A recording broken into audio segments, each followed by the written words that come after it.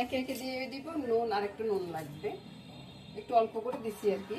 হলুদ, তারপরে বাইরে থেকে আওয়াজ আসে, আমার কিছু করার নাই বন্ধুরা, লঙ্কাটা একটু বেশি দিব বুঝছেন। লঙ্কা দিয়ে তারপর তেলটা দিয়ে দিই। মামনি একবার অন্য জায়গায় তেল ভরে ডাম শুদ্ধ এখানে দিয়ে দিচ্ছে। বলুন, এবার আমি মাখিয়ে নিই, এবার ভালো করে মেখে নিব।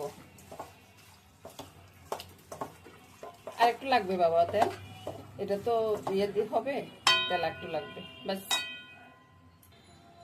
অনেক সময় দেখা যায় কি মাখানোটা ভালো হলে, অনেক সময় কি সবসময় দেখি, এটা আমার শাশুড়িও বলতো যে মাখানোটা ভালো হলে খেতেও ভালো লাগবে, ওই জন্যে ভালো করে মেখে নিচ্ছি। এখন তো শাশুড়ি নাই, এবার চুলাটা জেলে দিলাম। চুলাটা দিয়ে জেলে একটু নেড়ে ছেড়ে দিব বুঝছেন, তাহলে কি হবে মাছ কালারটা না ভীষণ সুন্দর হবে। এখনো তো মাছ নরম হয় নাই, নরম হলে কিন্তু আর দেওয়া যাবে না। একটু নেড়ে ছেড়ে দিচ্ছি। এবার চতুর্দিক থেকে তেল ছড়াচ্ছে, তারপরে দিয়ে দিলাম ঝোলটা। ঝোল বেশি বাড়াবাড়ি দিব না, এতটুকুই যথেষ্ট।